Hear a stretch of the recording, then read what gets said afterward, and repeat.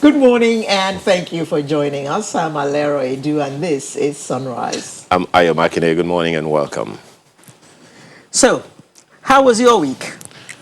I have to start from Sunday. Eventful.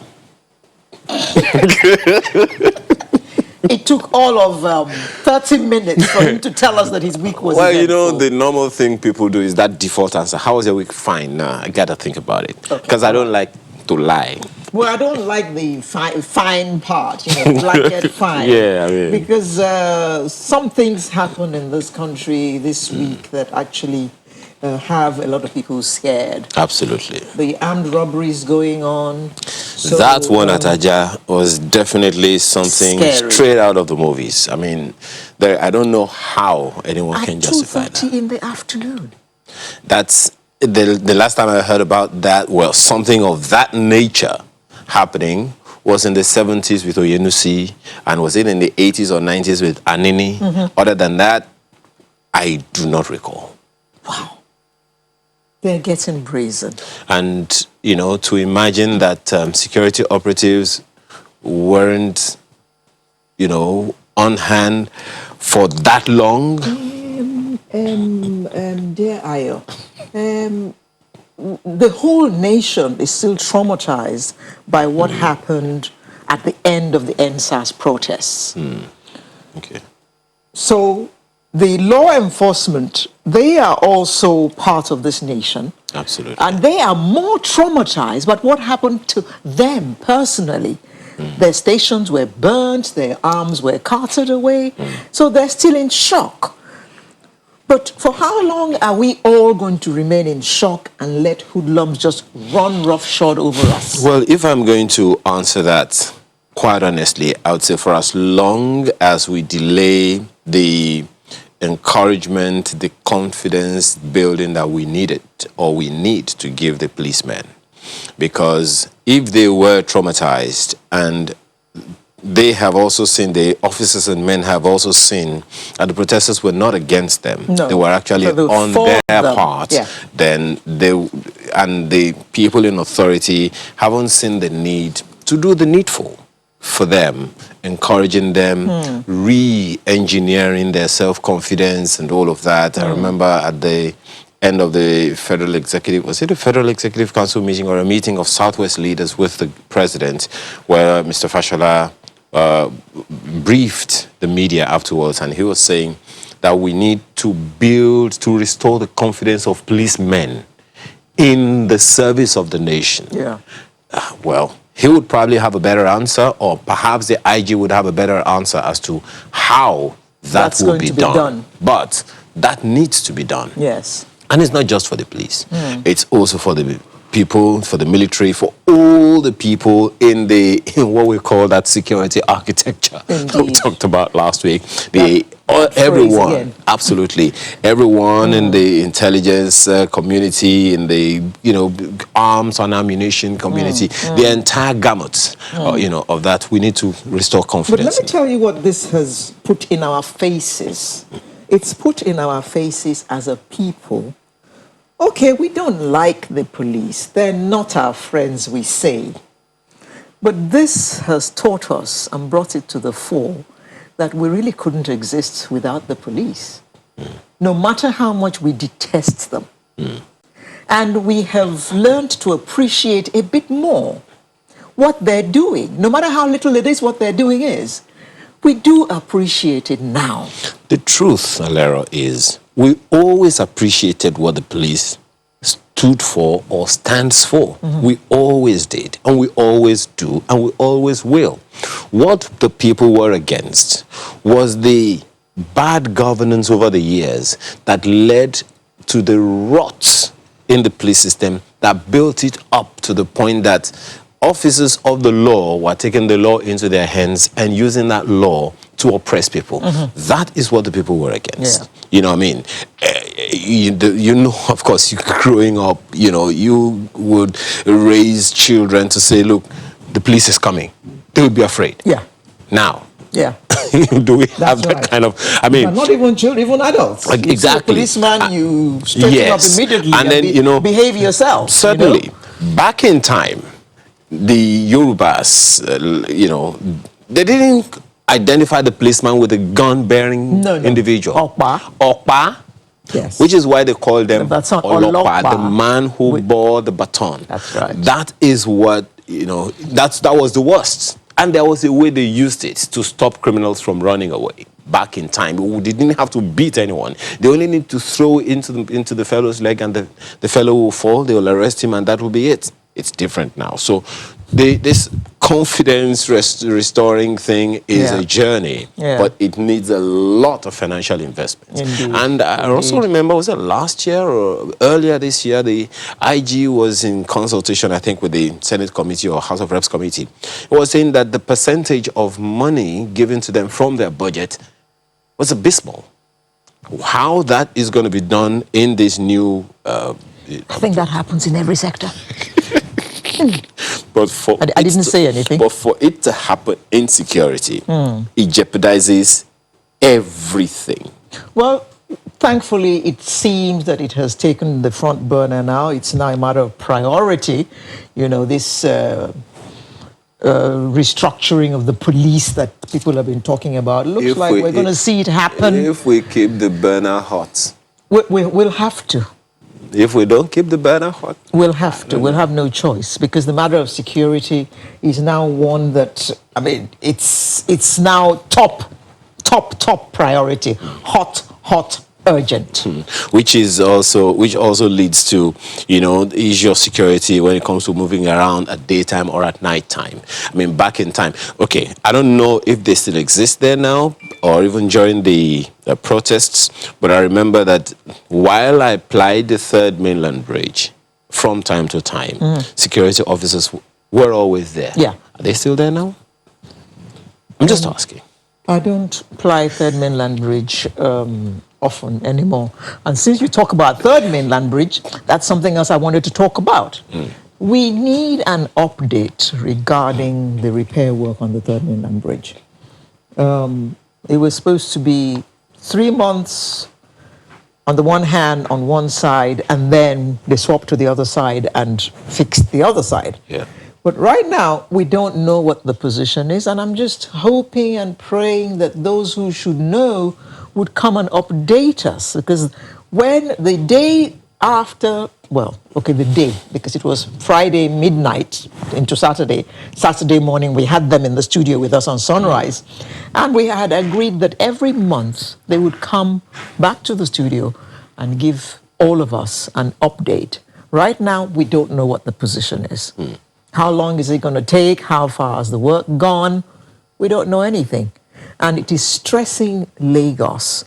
We now see the import of that bridge in the lives of those who live in Lagos. The import is felt even more, and the situation is made worse because those other alternative road arteries are also looking for attention. So it makes it a little worse. And when the explanation given at some point was that, look, this road was supposed to have been fixed, but then COVID broke and they were not able to do it. At the same time, we can't delay work on the third mainland bridge and all of that and all of that and all of that. But it still hasn't stopped people from moving around. It still hasn't stopped the thickness of issues that people have to contend with on the roads. It still hasn't removed the security scare when there is a traffic buildup. So all those issues. Christmas is coming, so it's going to get even worse. And I'm sure those guys are going to get busier. And that is scary for those who live around, those who use that particular artery. So it's about time, really, that we found a way to get governments to talk to us about these things, because really, most of the time, the challenge is not whether or not government is doing anything. The challenge is, what is government doing? They're not telling us. We do not know. People are not telling us. And then when it comes to telling, please be prepared to also take questions. Be prepared for inquisition. The trust quotient is greatly depleted. So don't blame people when they don't seem to believe what government is doing at any given time. And that's what led to all of these protests. And by the way, this one also comes to my own mind. It's okay, it would seem like the NSAS protests has kind of doused for a while. But the question that I want to ask is, are we talking to the youth? I want to think that we are, even though I've not seen any evidence of such happening. But apart from the fact that some of them had their bank accounts frozen in the course of the week, I'm concerned about that, Alero, because hitherto we were quiet towards them. A lot of things were happening, and we continue to call them leaders of tomorrow. They've been hearing that since Tosin Jegede's album. Parents, listen to your children. We are the leaders of tomorrow. When was that? Somewhere early 80s or thereabout. I don't even know how old Tosin Jegede is now, And is she a leader of that tomorrow, which is maybe like some 20, 30, 40 years down Not the line? likely. Exactly. So we need to engage them. We need to talk to them. We need to ensure that they are Aren't you one of them? I don't think they'll put me in that category any longer. What do you think, Musti? I don't think they'll put me in that category any longer, because even the African Union and the United Nations says it's between ages 16 and 35 or 16 and 45, depending on which data you're looking at. So, excuse me. Yeah, I got the bug too. Okay, and then we heard last night that pump price of petrol has gone up again. Maybe I should just keep quiet about that, because it's the first thing we're going to deal with in the body of today's program. But of course, when that news broke, all kinds of posts were flying all over the place. Again? Do they want to kill us? How should we afford it when our salaries are not increasing? Questions, questions, questions, questions. Maybe some of them will be answered in the body of today's program. I really hope so too, because the earlier we hear from government, the better. Okay, so when it happened recently and the NLC, kind of intervened, I remember the feedback we got from government was, look, we already made it clear. We have deregulated the downstream sector completely. Yeah. Diesel has been deregulated for a good number of years. Kerosene has been deregulated, so it's market determined. Petrol needs to be completely deregulated, so that whatever money we plow into that, we can plow into some of the more productive venture. Areas. That is what we have heard. But the fact that the engagement is not sustained makes it difficult for people to relate. I remember, and Lero, you would as well, and perhaps a number of people would. During the Babangida government, it was about one of the most engaging governments I have experienced. Why? The mass mobilization for social engineering MAMSA. and reformation, MAMSA, was always in your face. Jerry Ghana. Yes, always in your face, always pushing one narrative or the other out, always in your face. Andrew, don't check out, don't make noise, behave yourself, all those things always in your face. So we need... But they were not sustained. Exactly. Andrews have been checking out. The efforts to sustain MAMSA was its transmutation into the National Orientation Agency, Which has been very... So the fact that we do not have that engagement sustained would definitely give room for a lot of guesswork. People are just going to work if the desirable is not available, the available is desirable. So this issue of fake news that government is trying to fight, you can't fight fake news when there is no genuine news. Give us genuine news so that people don't look for what doesn't exist. Yes, our menu. We're going to be looking at first at the new increase in depot price of fuel. And then we will also talk about that very prominent one, this free prepaid meter distribution that the government had talked about. And then we're going to look at how to solve the import and export challenge. That's with reference to the closed borders. Which is a money spinner for any Nigerian who is interested right now. And then a global top 10 teacher. Wow. That should make very interesting conversation as well. And then we shall close with the Artist of the Week segment. And I think she's a she. Well, Oh, I'm not. Is he a he? Yes, I am right. She's a she. And I would implore you to stay with us till the end of today's program because she is a very interesting she. She acts, she sings, she produces movies, she does everything. And she does everything well. As a she. It's a she. It's a she. So you can be part of the program. Yes, just join. Of course, the information is right there on your screen how you can do that. Send us a mail, sunrise@channelstv.com, or, of course, the Twitter handle is right there in your face. We'll be right back to start the program in earnest.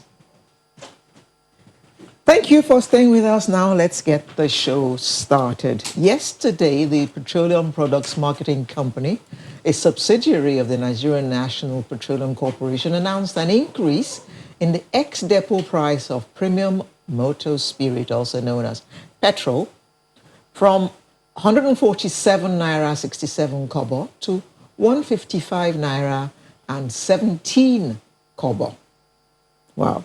That came as a shock to a lot of Nigerians. Absolutely. Because salaries are not going up.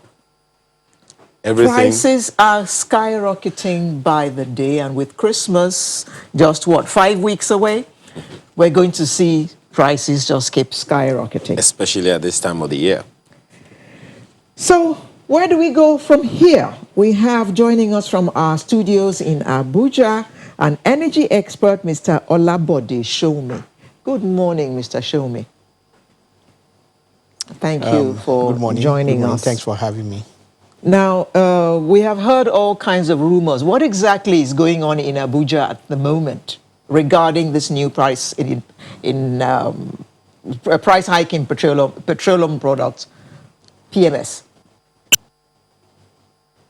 I think, to be fair, the way we heard it is probably the way everybody else heard it. And what seems to be happening in Abuja is really not any different from what's happening in Lagos. But to speak to the issues, which is basically the issues surrounding the fuel hike, one of the things that we are facing and the reality of the challenges that we're experiencing today is the fact that for a number of decades, Nigeria has been experiencing a subsidy on petroleum products. And during the COVID exercise, owing to the financial situation of the government, the subsidies were removed. The implication of that is that the government and the economy, the industry as it were, the products have been subject to the forces of demand and supply. What that means, or what that is supposed to mean in reality, is that if there's a push for increase as a result of demand and the interplay of demand and supply forces, the prices will go up. And if there's a pull, the prices could go down. In the light of that, it will appear that there has been a push on the prices and the prices has gone up. So that is the reality that is on ground at the moment. How much would refining our own crude help our situation? I suppose this is all happening because we're importing almost every drop of petrol that we use in this country. If we were refining ourselves, how much would this help? No, definitely it will help in many multiplier, in many effects. To put it in perspective, at the moment, we take the crude oil, we ship it, somebody refines it, they ship it back to us, and then we'll buy it. So basically, there's a cost that goes with the transportation to and fro, and of course, there's also a cost for the refining. All of those costs are ultimately borne by one person, the final consumer, that is the man on the street. What it means in simple terms is that if we were to refine in-house in the country, we're going to eliminate the cost of shipping, but more importantly, we're also going to provide jobs for a few people who will have, in the traditional African sense, one or two other three people that are depending upon them. But having said that, when things like subsidies are removed from a particular product or a particular service, one of the responsibilities of government, especially when it is government subsidy, is that there should be certain cushion effects along the path, which is supposed to, as the word implies, cushion the effect of these prices. It will be difficult to know what particular policies or processes or activities were put in place to cushion the effects. It is true, yes, that there's a need for refining. Even nations that don't have any oil have a number of refineries, such that they just buy crude oil, refine it, and sell to their population. So, in reality, Nigeria did not actually start this way. For a number of years, we had crude, and we were manufacturing, and we were processing and refining more petrol and diesel than we needed. But over the years, owing to the imperfections and limitations with government-run systems, the refineries went catamount. A lot of efforts were put into, and monies too, were put into getting the refineries revamped, but it did not quite work out. So at the moment, we have, like everybody else knows, the Dangote refinery, which is built to come up in about a year and a half or two from now. But what is probably more important is that there should be some other refineries that will be in place in scattered places across the nation, such that at a point in time, the issue of refining does not have to be localized to one player or a few players, but rather it will be something that will be ubiquitous to everywhere within the nation. I think that should be the way to go in terms of refining. Well, Mr. Shomi, that conversation has been ongoing for a while. A number of people have been talking about what you would call modular refineries and all of that. But I guess we're still waiting because, government had talked about giving some licenses to a few people to take off. And part of the complaint that we have had is that it's very, very capital intensive, and consequently that there's a challenge there. Now, with that, would you call that a misstep on the part of government to not put those, what you call those incentives in place, and then get these, at least see some movement in the direction of local refining, even if it is by this local the private sector operators? You see that as a misstep, or it's something that just comes with the territory? No, I won't call it as a misstep. On the contrary, my thinking and my clear thoughts will be that there hasn't been enough interrogation and introspection into the activities concerning modular refining. Modular refining in reality is technically not any different from any other refining. But what has happened is that the processes for people to get the licenses for that, I think we will need the media, the CSOs, and interested stakeholders to shed more, to beam some light on that, so that Nigerians can understand what is exactly happening there. Yes, it is capital intensive, but it should be understood like anything in all of these engineering related industries, whether it is even works, whether it is power, they are not, the monies involved are not what you pick from the back pocket or from a savings account. There is syndicated financing options. There is foreign options for financing all these projects. There are a number of options available. What is important is for you to get your commercials right, get your pricing in a properly structured manner. It is also important for you to have a proper business plan, to have the people that you are going to supply and get your products to have a certain formula for mitigating risk. Okay. Once you have all of those things in place, just a moment. Financing that will come in. Yes, just a moment. My question is along the line of, okay, this is coming. We all knew it would get to this. When the NNPC GMD made the announcement that fuel subsidy was gone for good, and he also said it that as crude oil price increases, there is the likelihood that the fuel price will also increase across board. He made that clear ab initio. But there is also that reference to some form of cushioning on the part of maybe the government or whoever could, to cushion the effect of the fuel price increase on the people. I'm just saying that because that didn't happen, I mean, there isn't anything now, because, I mean, if there was, the first time the increase happened, I mean, people would probably have felt it. I don't know if anyone could say that. Is that kind of thing likely to happen again? And that's why I'm asking if it was a misstep to have done something to make sure that, okay, we can have some hope that indeed this effect will not be too strong on the people. Well, thank you, and thanks for the clarity. When the GMD said they had measures for cushioning, I think that statement should have been interrogated further. Because when you say measures for cushioning, what he understood by cushioning may be a different message to what the people on the street appreciate as cushioning. So when the government, in practical terms, said they had measures to ensure that the price hike will be cushioned so that it won't have galloping inflation and the expected effects, that should have been interrogated further. And some of the details should have been looked at, and that should have formed conversations within the media, within radio stations, in terms of how this can impact society and the options that are available. So I'm sorry to say, but at this time, maybe some of the fault may have been on the part of the media, who didn't go into more details by actually asking questions on the realities of those statements. Because sometimes statements can actually be political, or they can appear in phantom. And it is also our responsibilities to ensure that some of what could have been political will be dissected properly in a language that the common man can understand.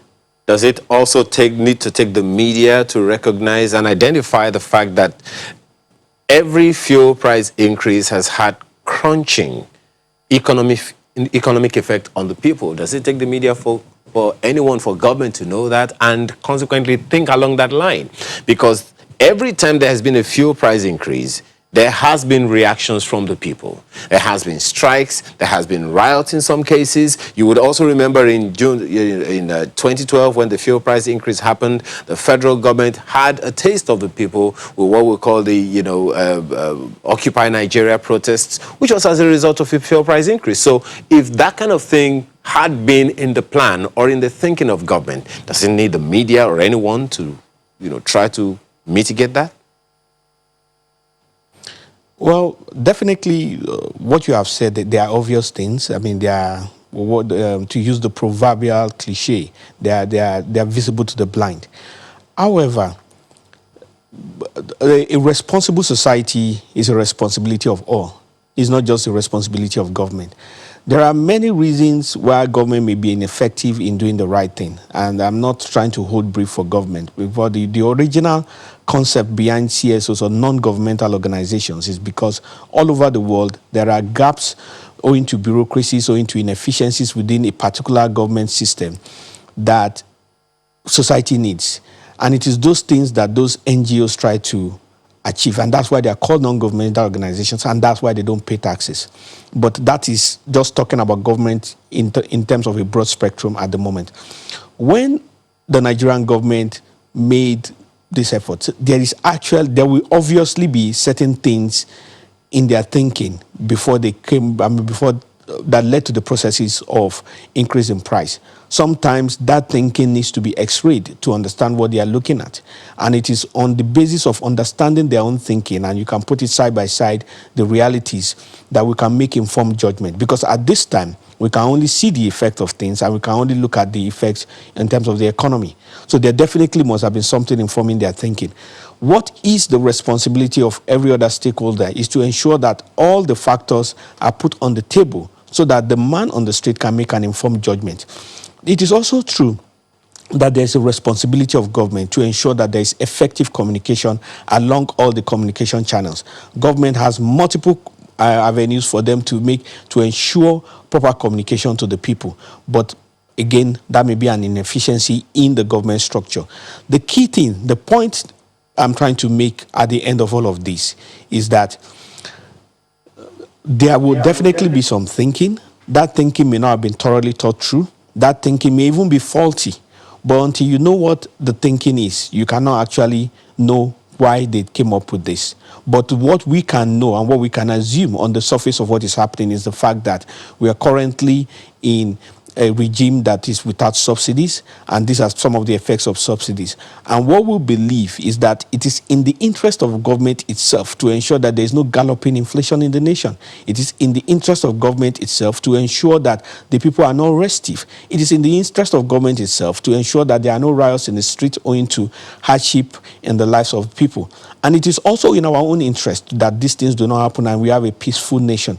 So how do we merge this interest that everybody has? I think that will be the question for everybody. So there's definitely must be an interrogation into the thinking of government to know what economic palliatives, what economic principles they have in mind to ensure that the increase in fuel price does not automatically lead to galloping inflation in the nation. I think that is also important to get from government. And with that, we can, go more into the details of the governance and the details of the economic issues. Okay, Mr. Shome, I want us to look at this issue of refineries a bit more. Before now, we had been told that we didn't have local refineries because the sector was regulated. Now, earlier this year, the sector was deregulated, but we don't see companies and people falling over themselves to get licenses to open refineries. How would you explain that? Well, let me try and correct a perception misnomer, is that there's no sector that is not regulated. There are just differences in regulation. The media, which has probably the highest number of private people, is regulated. The banking sector is regulated. Telecoms, which has no government player, is also regulated. So the regulation is a part of the free capital market enterprise, and regulation has its role.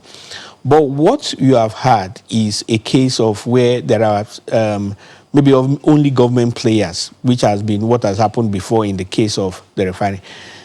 Like I said, government has said that there should be more players. It is the responsibility of all of us who are also stakeholders in the industry to interrogate what is happening there.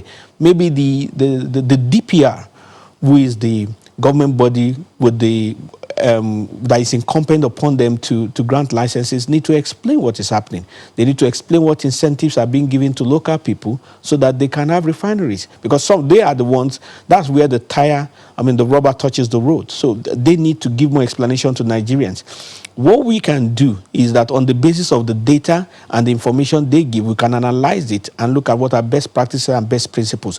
But in terms of the realities that is happening on the ground, in terms of the government decisions that are taking place, it is the government players and the man who makes the decision that owes it to Nigerians to let us know exactly what is happening. And that, I believe, is where the media comes in. The media has the right, the media has the moral authority to be able to badge on their door, to be able to knock on their door, to be able to ask them tough questions, and so that they will elicit the correct information whether they want to or not. And it is that process that ensures a robust engagement within the industry. Let it be understood that every industry that is working very well, that is following the proper forces of demand and supply, has very strong media intervention. And that is not peculiar to Nigeria, that is all over the world. So the media needs to be asked, the government needs to be asked by the media, by civil society, on the realities of what is happening. They need to be asked on why the details of people getting licenses are not available. They need to be asked what options, because these are early stages, what financial cushions are available, what palliatives are available for Nigerians who want to engage as entrepreneurs in those areas. Those are questions that need to be asked them. And unfortunately, I'm not in government in that light and may not be able to provide those details. We heard of a modular refinery in Edo State. please correct me if Yeah. I am wrong. Maybe I heard wrong, and we heard that that would probably come on stream by the end of this year. Well, it's not just Edo State. There was even also another option in Rivers, based on information available to me. And there was another one in Ogun East, somewhere around Ogun Waterside. And there probably may be other options depending on whether they have made applications for licenses within the DPR, who is the government the government regulator and the agency responsible for granting these licenses. But the challenge is not even the modular refinery, because the modular refinery is such that it is limited in capacity, usually for a particular area. You can actually have a modular refinery the size of this house, the size of this room. Those are options that are available, and it could produce only diesel. Those are Mr. options, Shomi, but that I may beg not your pardon. necessarily Can you solve just the hold Nigerian that thought? We'll just go on a short break, come back and continue this conversation. Welcome back. Now, Mr. Shomi, could you just round up your thoughts about the modular refineries springing up around the country? Thank you very much. The modular refineries springing up around the country is a welcome development, and it's another way of showing that the industry has capacity to grow. It should be encouraged. More people should be encouraged to get into it. Yes, it's a technical industry, but the operations of it is not technical. It's going to follow all the basic principles of operating another plant. So anybody who has an interest in the industry should be encouraged to go into it. Government will also be asked what they are doing to ensure that people get into it. You can have modular refineries anywhere in the country, from the arid regions of Borno to Sokoto to Lokoja. Anyway, you can really have, and you can have modular refineries that can take care of a local government. You can have one that can take care of a state. So people should be encouraged to get into it. That is definitely should be the message coming from this area. Thank you very much, Mr. Olabode Shomi, an energy expert. Sunrise continues now with a look at, this talk about the meters, the prepaid meters that government is planning to roll out or has been rolling out. Ayo. It's actually from one energy topic to another energy topic. Another type of energy. Because let's take it this way. A few weeks ago, the federal government commenced the distribution of 6 million prepaid electricity meters to Nigerians through that announcement, the National Mass Metering Program, and then NMMP. Now, the program was launched in Ajah, in Eko Disco, Kaduna, and Kano, those franchise areas. Of course, on the one hand, government says it is free. On the other hand, we hear the discos are saying that the mode of recouping the cost of the meter would be communicated to them later. Free. Costs. Later. Okay, so a good number of issues to chew on there, but let's very quickly let you meet our panelists. Mr. Mahmoud Suleiman is Head Strategy and Business Excellence, Kaduna Electric. He joins us virtually. Thank you so much for joining us this morning. Mr. Felix Folwe also joins us virtually as well. Mr. Felix Folwe, Head Corporate Communications, Eko Electric. Thank you for joining us. Mr. Abubakar Yusuf, Director, Department of Customer Relations in Kano. Kano Disco joins us in our Kano studio. Thank you for joining us, as well as Barrister Sunday Odunton, Executive Director, Research and Advocacy, Association of Nigerian Electricity Distributors. He joins us here in our studio in Lagos. Thank you so much for your time. Thank you very much. Good morning. Let's begin with you. Most certainly, there's been that massive talk about metering. It's always been a concern. Some people have actually even compared, the electricity sector to the telecommunications sector. I buy my phones, okay? I put your SIM in my phone, you give me service, case closed. But I can't own a meter, and here I am, I'm supposed to pay for the meter. But give us a general overview of what this whole metering issue is about. Thank you very much. First of all, with due respect, you cannot compare the telecom industry with the electricity industry. When you look at your, you can buy a Samsung or an iPhone, just buy your SIM card and just slot it in. In the case of electricity, the meters come in a kind of a different way because it has to be programmed, calibrated to a specific owner or customer and an address and a specific area. And like cars, the meter you see in Ikeja having similar function as the one in Kano may be different in make with similar specification, that's it, performing similar functions. So it is not something you can just buy off the shelf. Which is another problem that a number of people have said. In other developed countries, in England, where I lived for a long time, you don't even go and buy prepaid meter off the shelf or postpaid meter off the shelf. The thing are simply made available, which is the issue that I think we should focus on. My own role here is just to give a general overview of metering. My colleagues in Kano, Kaduna and Ikeja will tell you specific things about what they are doing and what is expected. Now, this mass metering is a welcome development for us as discos. We commend the federal government on things like this because all Nigerian households need to be metered. The moment we are able to have meters in every single home in this country, then people will be able to measure what they consume. Then there will no more be argument on the so-called crazy billing. Not all bills are crazy. Some are, many are not. We have cases of overbilling, which are the crazy billing. We have cases of underbilling. But estimated billing is evil.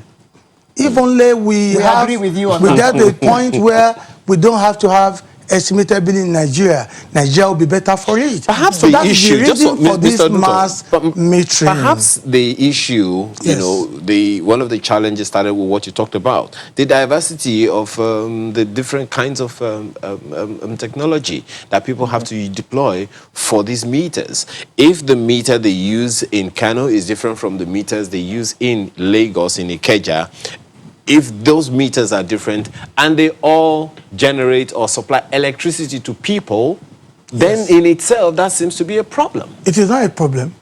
I've seen some of your media organization, channels included, using innocent meters, and you use Kia, you also see use Toyota Prado.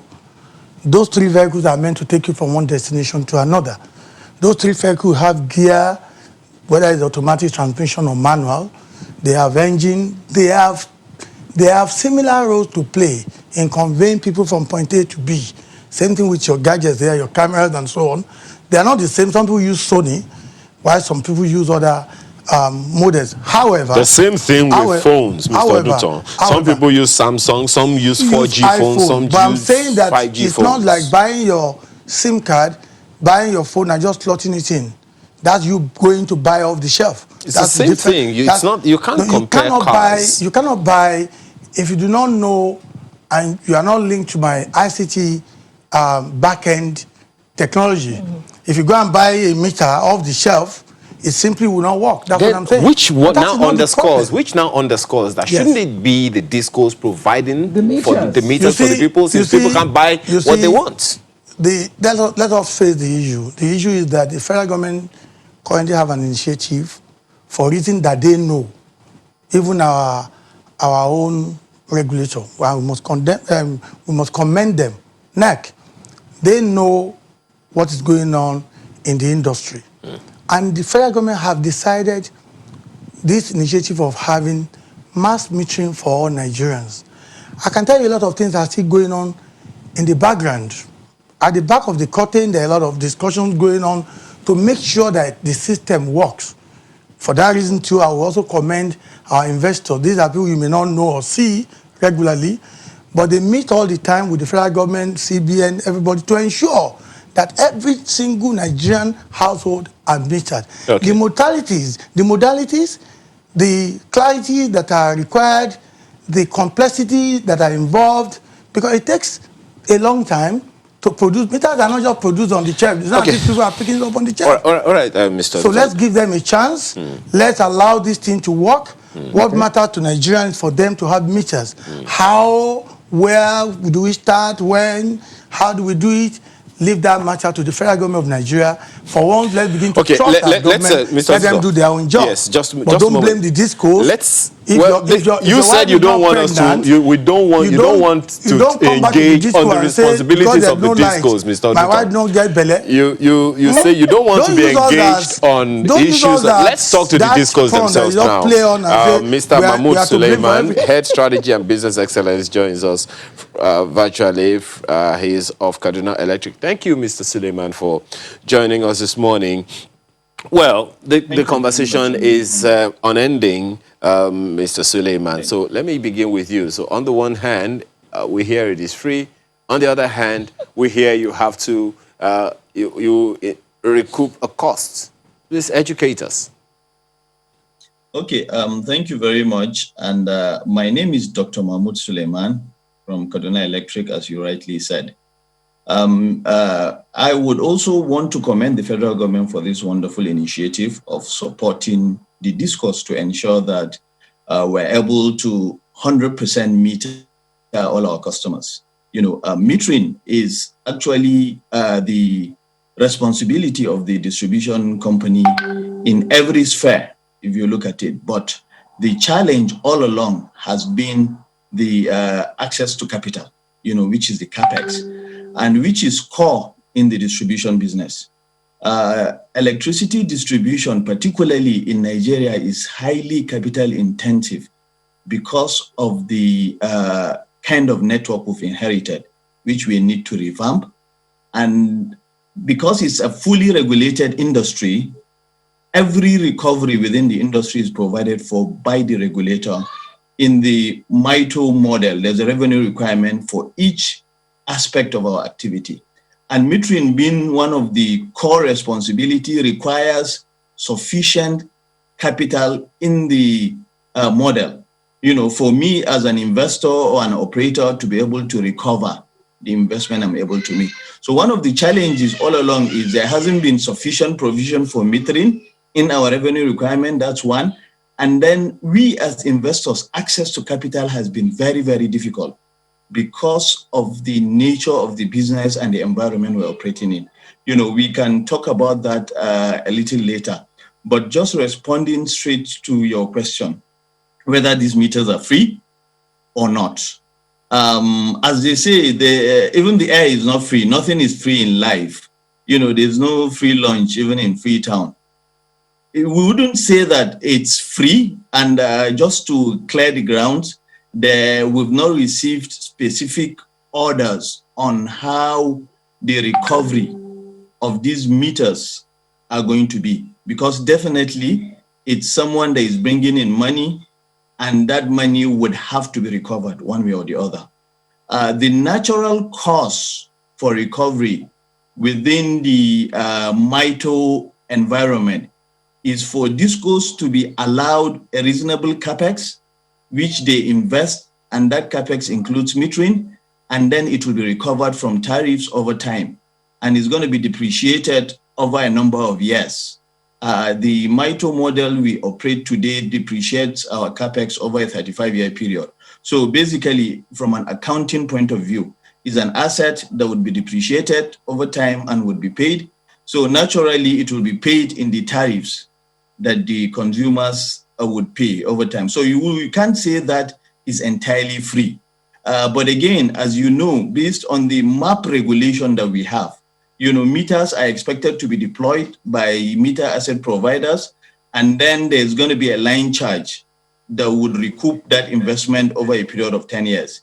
We are awaiting a final communication on whether it's the MAP model, because now the capex is coming not from the MAPs, it's coming from the government, right? In terms of intervention support to the discos. So it's a capex to the discos, but that capital is not coming free. It's coming at almost 10%, and the discos would have to pay from month one in terms of the interest, and then there's a moratorium period before we start paying the principal amount. So basically, it's an asset that would have to be paid, and a final communication from the regulator is expected on how those capex is going to be recovered, but it's looking more likely that it's going to be recovered from the capital requirements or capital provision for the discos. The capex for Kaduna. Well, just a moment. Sorry. Just a moment. Essentially, you're saying that the federal government is going to bill you discos for the 6 million meters that are to be distributed. That's correct. Okay. Mr. Follier, a number of people are also asking the same question.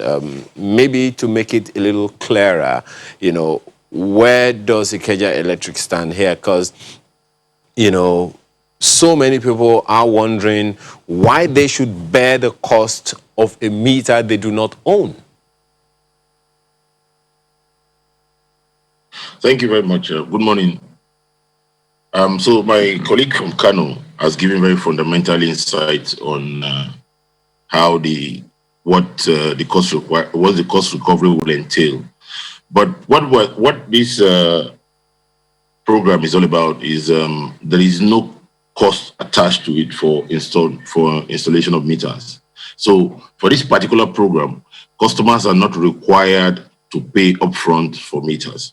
What we have said in some of the reports that you've seen is that, okay, of course, like my colleague in Kaduna said, the cost recovery modalities will be explained, will be defined later. As we speak right now, customers do not have to pay upfront to get their meters installed. For Ikeja, we have launched the program, and then we are starting with a pilot scheme in our Oshodi business unit. Now, you understand the objectives for this is to increase to bridge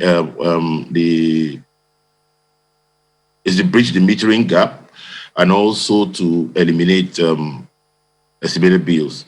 So what we have done because you know that estimated billing is another very big emotive issue for Nigerians. So for us in Ikeja, the focus now will be on cushioning the effect of the service-based tariff. So what we are doing is we will focus what we have received for the first phase. This is the first phase, is about 106,701 meters. Now, definitely, those meters are not enough to go around our customers. But what we are going to do is our strategy is going to ensure a seamless metering exercise for our customers. So what we're doing is we're focusing on customers who are impacted by the service-based tariff. Now, don't forget that there are 5 bands in the service-based tariffs. It's only 3 of the bands, the ones that are on A, B, C, that are affected.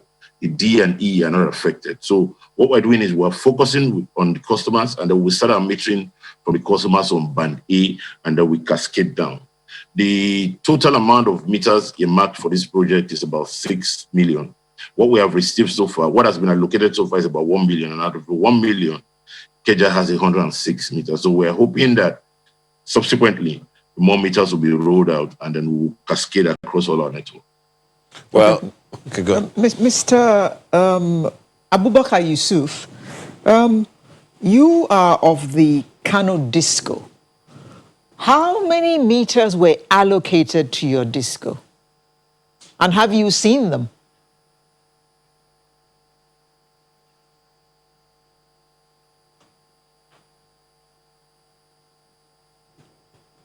Yeah. Mr. Yusuf? Good morning. Yeah, I can hear you. Good morning. Good morning. Basically, yeah, I can hear you. 87,747 meters were allocated to Kano Disco under phase 0 of this national mass metering program. And these meters were supposed to be installed in all our franchise area, Kano, Katsina, and Jigawa states.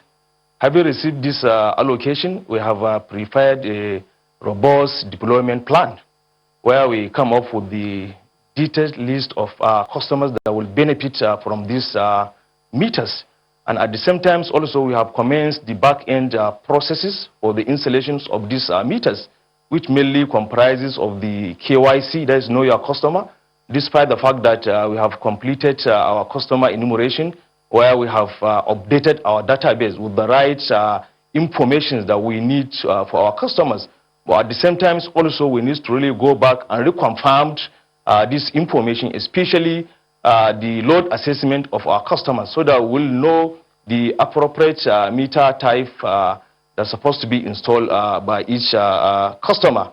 At the same time, also we need to also do some kind of light upgrade, especially on our downstream network, that is the LT line, where we have some little challenges in some areas that we need to really upgrade, because metering can only be supported fully when you have a proper and standard network. So we still have some few places to really work on that. At the same time, also we have immediately after the launching of this program, that is last month, 30th October, we have commenced installation of these meters in some selected areas. And at the same time, also back-end preparation is still ongoing. And we hope these meters will go around based on allocation of 7,747 meters under this phase 0. What our customer needs to know is that we cannot be able to provide meters for all customers within this phase 0, because we have over 1 million customers in our database. Then it has to be based on our prepared meter deployment plan, and we are going to really stick to that, so that at the end of the day, each and every customer in our network will get metered, so that the issue of estimated billing will be a history. I know it is one of the big challenges, not only for Eko Disco and for all other discos in Nigeria. Can you just hold your thought? We need to go on a short break at this time. We'll be right back. Welcome back, and thank you for staying with us. We were with Mr. Yusuf, who is in our studio in Kano. Mr. Yusuf, isn't it about time that discos worked on their infrastructure such that any person who does not have a meter will not have power, so that we stop all this estimated billing business and people who don't have any meters actually enjoy power?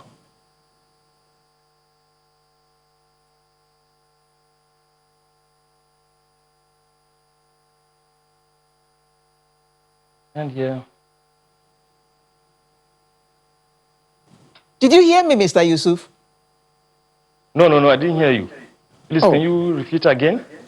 I said, isn't it time that discos also did some work on their systems so that anybody who does not have a meter will not have power? It's to be, I mean, it doesn't seem like rocket science to me, that the only way you can get power supply from us as a disco is if it passes through a meter.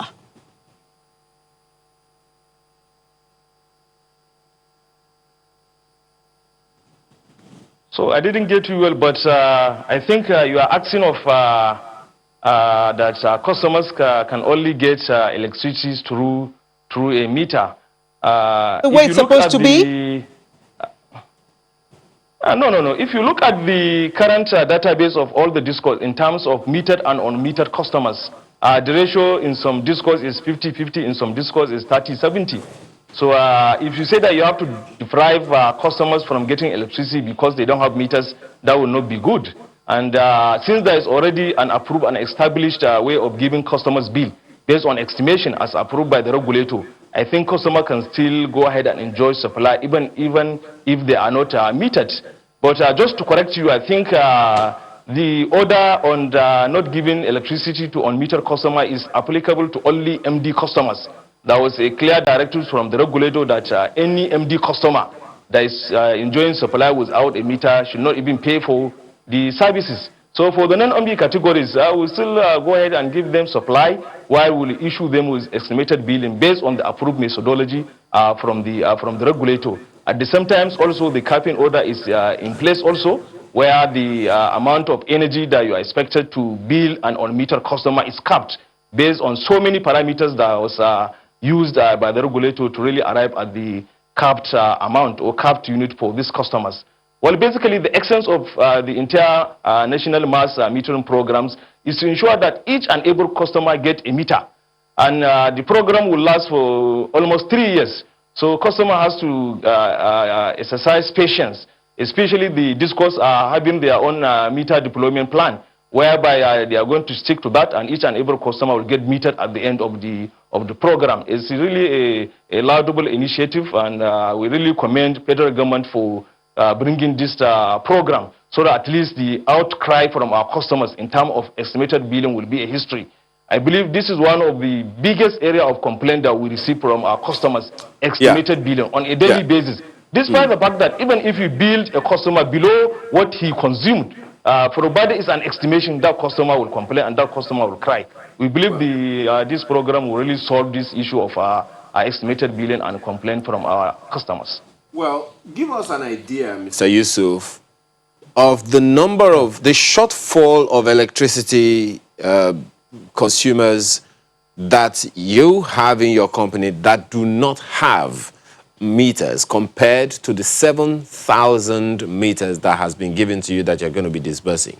What is the shortfall after you get that 7,000? No, it's not 7,000. It's 87,747 meters. Well, the metering gap for Eko Disco is almost around 400,000 customers for now. And by the time we receive this at 7,000 meters, if you do the calculations, we still have over 300,000 unmetered customers in our database. And at the same time, also, we have potential or new connections. You know, Kano, Katsina, and Jigawa will still having more houses coming off, more industries coming off, and we need to also meter them. So the metering gap is still wide comparing with the number of meters allocated to Eko Disco. As I said earlier, this is phase 0. In subsequent phases, another allocation of meters will be made to all the discos.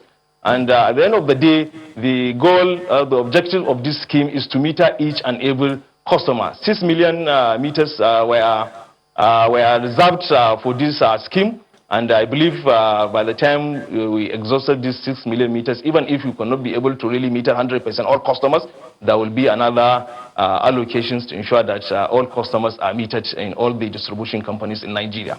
Okay. Mr. Fulwe,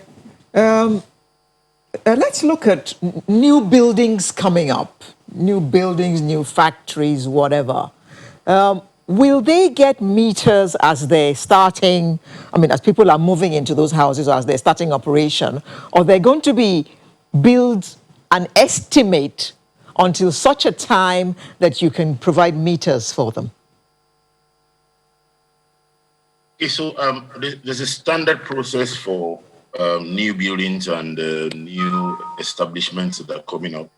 The process is that they need to get an account before you connect you. So they need to get accounts created for them so that they can begin to get supply. Now, don't forget that there's a huge demand for meters across the network. So, and then we are rolling these meters out in batches. Ideally, what should happen is as soon as this new buildings or new establishment structures are coming up, they should be metered.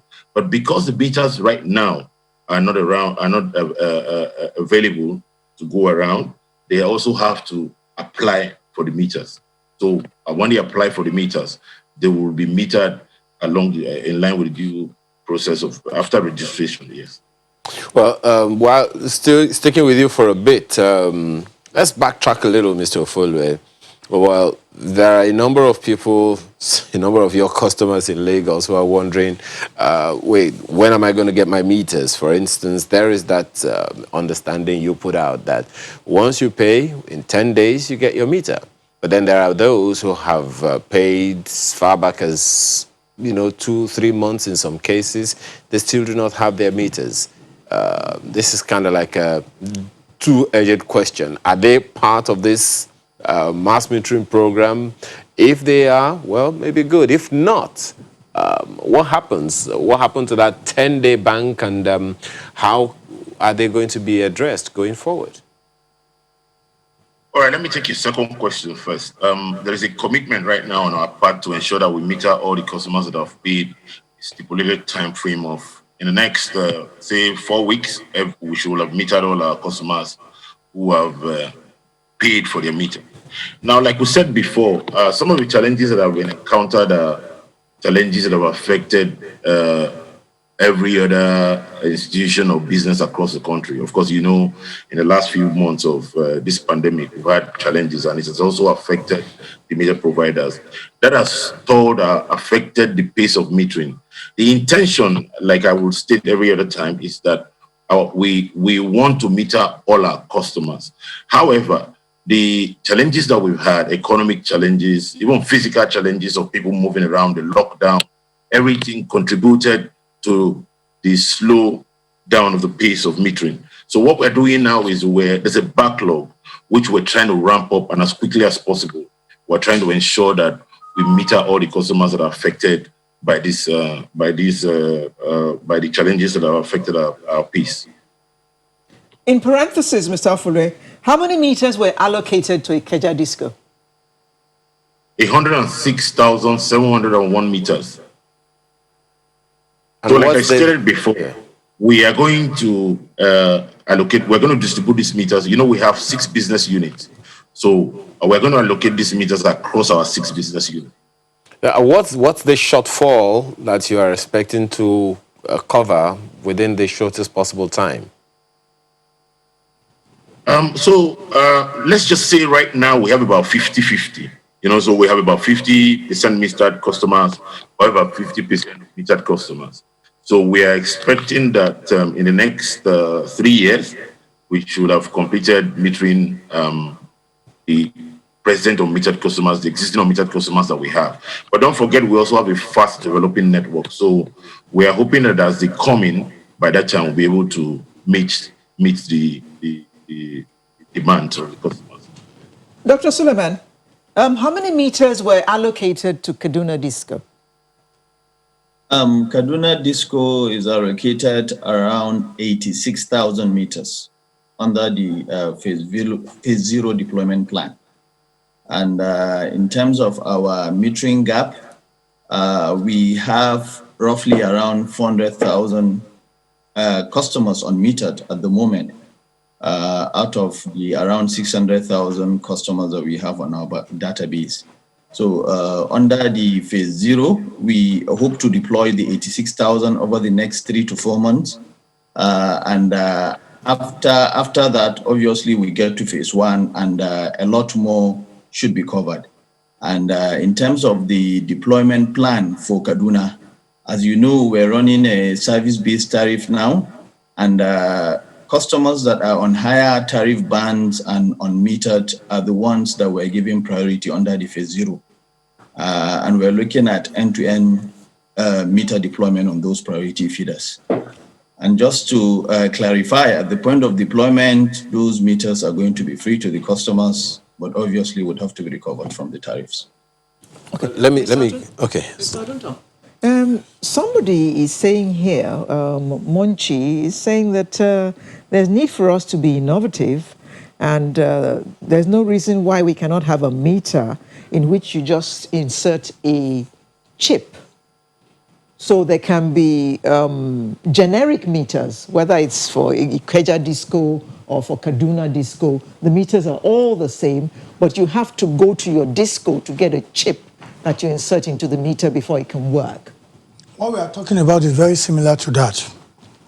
What I said was that as at where we are today, I want Nigerians to know and to remember that the power sector reform that started in 2002, 2003, privatized in 2013, is a very long journey.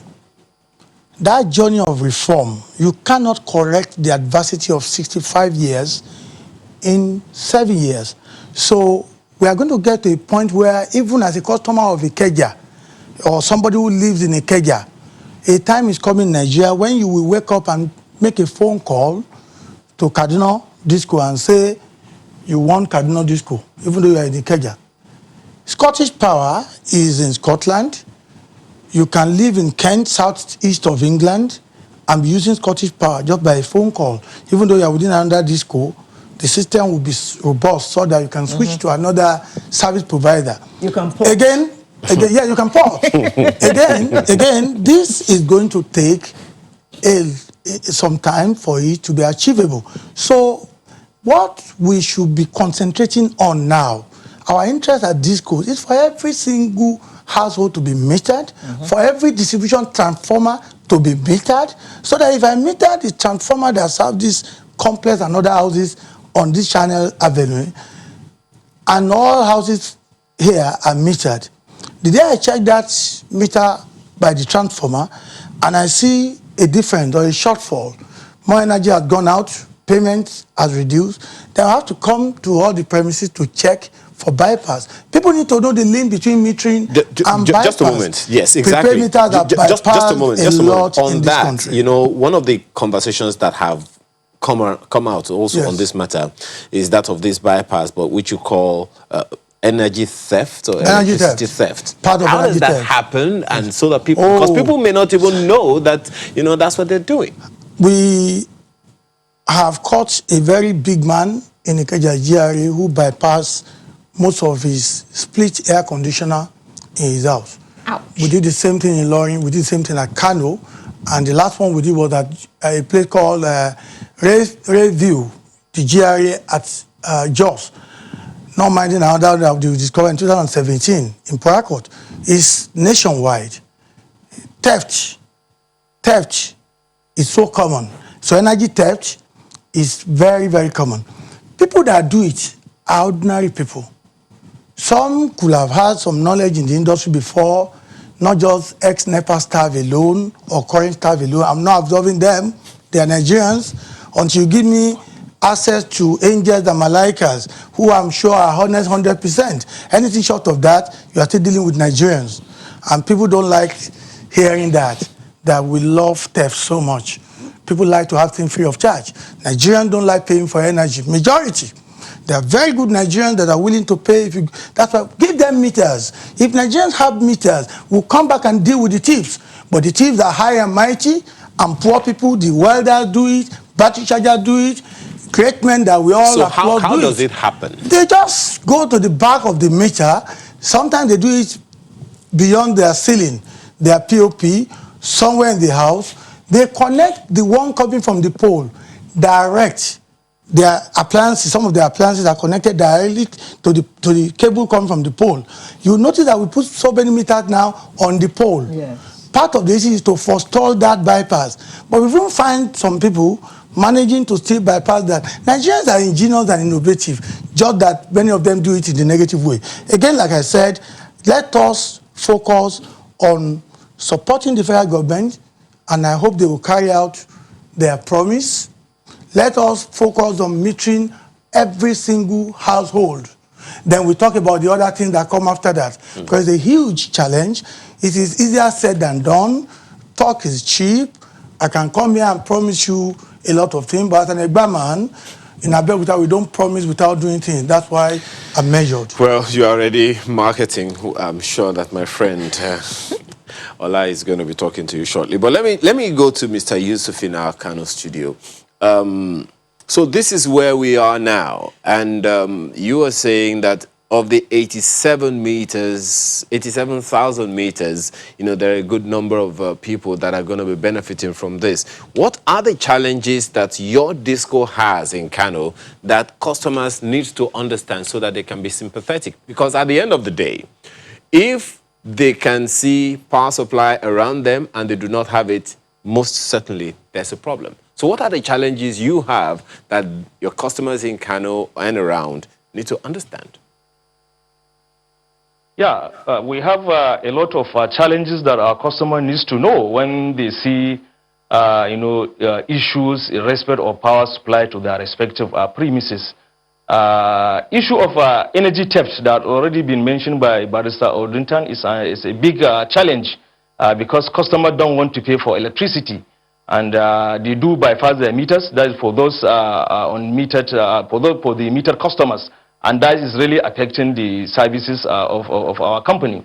And at the same time, also the customers needs to get aware that they need to really, inform us whenever they notice any kind of energy theft from any customer, because that will assist us to improve our services. All right, also, Mr. the Yusuf, issue just of a moment. vandalism. Well, just a moment. Let me, because we're running out of time, let me quickly ask Dr. Suleiman the same question. Are those challenges similar with you, Dr. Suleiman, in Kaduna? Yes, pretty much. But just additionally, given that for us, the deployment strategy is to go end to end, and we seek that our customers cooperate with us as we move to install all these meters on premises that don't have meters. And we're also going to replace obsolete meters in the course of this exercise, because the lifespan of a good meter is 10 years. And as we know, within the network, we have a lot of old Conlog meters that were installed from 2006 that are way more than that 10-year lifespan. So naturally, those meters will be replaced. And all thanks to the initiative put in place, nobody will ask anybody to pay for those meters, whether replaced or not. And we have a robust policy in place to make sure everything goes watertight. Is it so we similar? just All right. Okay, Dr. Suleiman. Is it similar with you, Mr. Foley? Yes, we have the same challenges, and that accounts for the reason why you can't really encourage customers to procure their own meters. You know the reason, for security purposes. That's one of the major reasons why they're not allowed to procure their meters, just like you procure your phones. There's also a huge spate of vandalism on our network. There's also assault on staff, and most importantly, there's a party to payment as well. So these are the challenges that we constantly face. But then again, too, we are putting in place some processes to mitigate the challenges that we have. All right, well, perhaps the important thing here would be to put out significant communication so that there is understanding on the part of the people. But we have to thank you very much, gentlemen, for being a part of this conversation. Mr. Mahmoud Suleiman, Head Strategy and Business Excellence, Kaduna Electric. Mr. Felix Ofolwe, Head Corporate Communications, Ajah Electric. Mr. Abubakar Yusuf, Director, Department of Customer Relations, Eko Disco, as well as Barrister Sunday Odunton, Executive Director, Research and Advocacy, Association of Nigerian Electricity Distributors, ANET. Thank you so much. Thank you very much. Gentlemen, thank you very much for your time. We're back in a moment. Just stay with us.